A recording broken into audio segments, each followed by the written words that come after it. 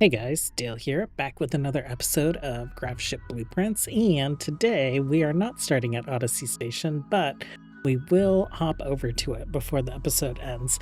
I did want to talk about my mod posted on the workshop. It is Remix Gravship Blueprints. So you can see it here. There's a bunch of details about like how to use the mod, how to save your own custom grav ships, how to load them for your next playthrough, and I've also included tons and tons of mods or not mods, ships from this series, and I'll be including more ships from this series in that mod. So if you've ever wanted to save your own grav ship from a playthrough to be able to start a new playthrough with it, or if you've seen a ship that I have designed and would like to play with that ship, then feel free to grab this mod on the workshop. I'll put a link in the description of this video. I just had an update this week, and so it was to add a new planning mode.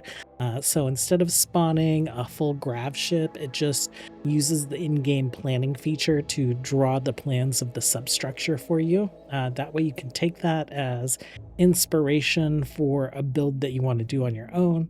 I also fixed some spawning issues, and later this week I'll be adding some additional enhancements to help with kind of the modular designs that I've created. And I'll also be adding more ships in that update, including the ship that we're going to take a look at today. So I figured we would hit New Colony, and I would show you guys how to load a ship, and we will load today's design. So you can do it with any starting scenario, because we're going to edit the scenario. You're going to hit the scenario editor, you're going to hit edit mode, and you're going to find custom grav ship. Once you've got that selected, you'll see that there is this section down here. You can select through a few different folders of grav ships that I have loaded into the mod, or you can select your player design folder to go ahead and like load your ship. If we pop through this, we can select a design. We can also see a preview of the design. We can also browse all design. So this is what these look like. You might recognize these ships. They're all ships from this series. You might also notice that there's this full design. We can switch it to bare bones, and that way you just get the grav engine, the thrusters, the fuel, and then the field extender for the ship. So if you just want to kind of like get a smaller ship that is a bit bigger than the starting ship that you would normally get with Odyssey, there are a few different options here, and then you can kind of like build it out as you see fit. In addition to that bare bones option, if we go to spawn mode, we have full, bare bones, and planning. Planning is the new mode that I just added, and this uses the vanilla planning feature to lay down plans. So if you're using that and you want to take the plans with you, you might want to grab a mod like planning extended or more planning in order to convert those plans into something that you can copy, paste, save, and import into other places.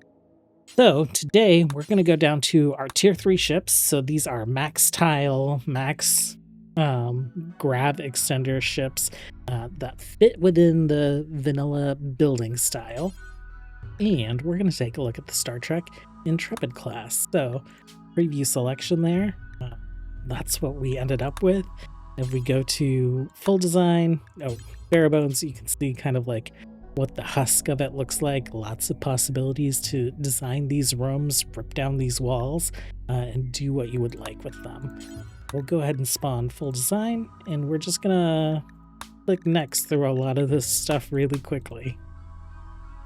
Doesn't matter too much because we are just hopping into the world to take a look at the ship. Okay, next, and generating the map. Okay. So here is our grav ship start.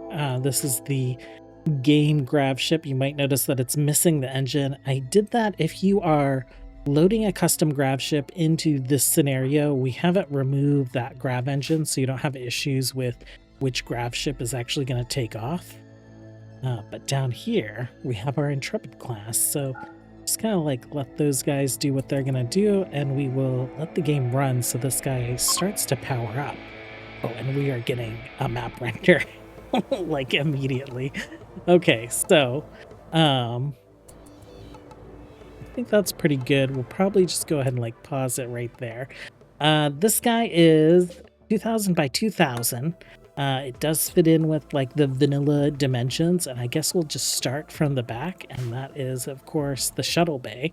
In the shuttle bay we do have a couple grav core power cells, so total on the ship we have 4 of them. We also have 8 solar generators and 4 chem fuel power generators, and that gets the ship into equilibrium power wise. So we overproduce a little bit during the day.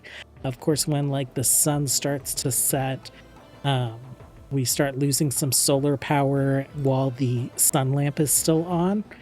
So we start to run a little bit negative, and then into the evening we run a little bit negative. I think during the day we're operating at about like 5 or 6k over, and during the night we end up at about 5.5k short. But we're in a state where this power setup does recharge the batteries to full every day.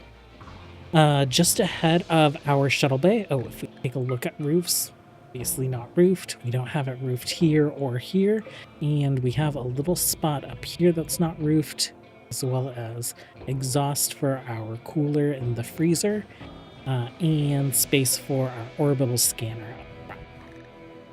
Okay, so we have a cargo bay ahead of our shuttle bay, and then of course on either side of the cargo bays are the pylons that connect the ship body to the nacelles. The nacelles are pretty much here for aesthetic purposes. I have put some steel barricades down. I painted the floor red, I painted the barricades red, and then I threw some red lights in here just to get that lighting feel. And then on the exterior of the nacelle, I went ahead and painted the floor and these barricades blue to get that little blue vibe going on as well.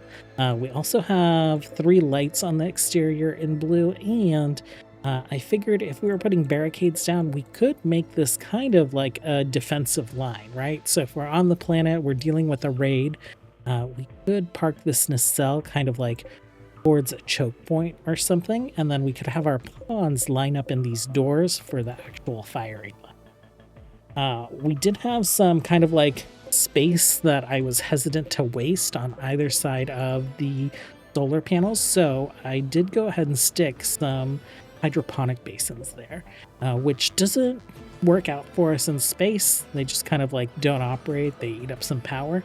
But if we're landed, this area is unroofed, so these are hydroponic basins that are going to take 70 watts of power. They can grow extra food for us while we're planet side.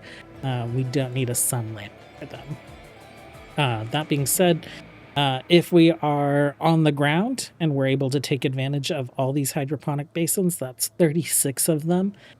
So that is probably about 18 crew members that we could feed if we were growing rice and conditions were ideal and we're only eating nutrient paste. So pretty good food production. What I might do is I would probably rely on this to be my primary food production, and then maybe these I would have some specific crops planted on that I don't need all the time, but it would be nice to have them growing while we were doing an away mission on the planet or something, right? So maybe half of these would be heel root and the other half of them would be cotton, something like that. So ahead of our cargo bay area, we do have our hydroponics bay. We have space to walk around most of it, and we have some additional storage back here, as well as 2 fuel optimizers. Ahead of our hydroponics bay is our crafting area. So we have fabrication bench, tailoring, machining.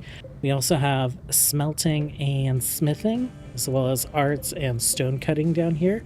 And then you might not recognize these. These are a retexture for the biofuel refinery that make them fit into the Gravship aesthetic a bit more, so I really like them.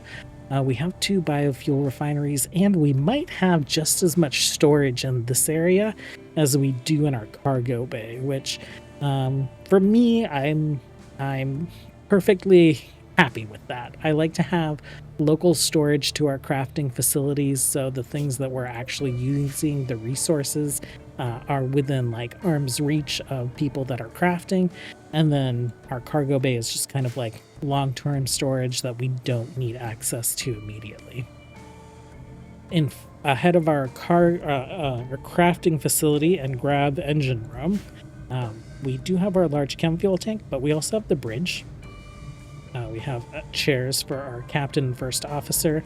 We also have some chairs back here for our comms consoles, as well as our piloting console. I have stuck a mega screen television, and it hits all of these chairs, so our pawns will come in here to watch television and make it look like they're doing some bridge work. I feel like I do have some like rooms that are a little wasted here. You know, I have like the little briefing room off the side of the bridge. I also have like the captain's ready room here, which are just rooms with chairs and seating. But of course, turn these into things that are a little bit more useful for your setup. But I was kind of getting into a little bit of the role play. That being said, the med bay is very, very tiny, only 3 beds. So I would definitely expand the med bay into this room. And then I did put in like a little long-range mineral scanner for when we're on the surface. Bunks, we have 14 bunks. 2 of them are in private rooms, and then 12 of them are in 2 separate barracks here on the side. So junior officer bunks, senior officer bunks, and then we have larger bedrooms for the captain and the first officer up front. Between these bedrooms and bunks is a huge communal living area, so we have tons of recreation in this area. We have horseshoe pins, poker tables, billiards table, and we have tons of seating for dining. So we do have a small dining room. If you are keeping the crew smaller and kind of sticking with this setup for hydroponics, you will be able to craft some meals. So easy access to food storage right next to this tiny kitchen. If your crew's getting a little bit bigger, we do have nutrient paste, and it is closed off by walls and doors. So it is not considered to be in this recreation area, which means we can have our ideogram down in this area. So this huge room is dining, recreation, and ideological in nature. And so a little strange layout there. When we talk about exits to the ship, we do have a front exit right here. We also have a couple exits on the sides of the saucer, and then as well as through the nacelles in the back, of course. I think that's probably it for kind of like talking about the design. Oh, one thing that I didn't talk about, we do have some research facilities, a steel bookcase right there, and we have our cooler here. With the cooler being there, I unroofed this section and I put a steel barricade down so things don't end up getting drop potted in there, whether it is from orbital traders or raiders. They'll see that as a spot where stuff cannot land. The nutrient paste dispenser acts as a wall, so we have a wall here north of it, we have a wall south of it, and when we are landed, we should be able to maintain a cool temperature inside of that freezer. Okay, well, let's take a look at the plans that I'll be uploading to GitHub, and to do that, let's go ahead and load into Odyssey Station. And here we are. So down here is our Intrepid class. You can kind of see things planted and full power going. Up here is where I put our designs. So on GitHub, as usual, I will have plans that you can import using extended planning extended. I always get it like mixed around. But of course, there will just be like this silhouette that's available. Silhouette is where the walls are. It also shows you where I place thrusters, the grav engine, and then of course where the grav extenders can go. So we have one up here, we have one on either side, so that's 3 total up front, and then we have 3 right in the back. If you see some drawings like this that are connected, that means this grav extender could go in either of these places, but these two, that's pretty much the only place those could go. This one has to be front and center to get this very front tip of the ship. And then these here that are on the side, there is quite a range for where you could place them. Of course, there's like all of this angled space in between. But as far in as these 2 points and as far out as those 2 points. If you want to try and make sense of the garbage in my head and reproduce the ship with my plans, this is what my plans look like. So I put some spots down for the shuttles. I put purple down for storage. I put our hydroponics and sun lamp, doors, all that fun stuff. Both sets of plans will be available on GitHub. The ship will be available to start with in the mod, in this mod. Later this week, I'll get that updated, and in that update, we will have this Intrepid class. I'll also have a couple different versions of the Shangri-La class in a few different sizes, and I think my modular board cube. So keep an eye out on updates on the Gravship Blueprint mod, and thanks for hanging out with me today. As always, until next time, have a good one. Bye.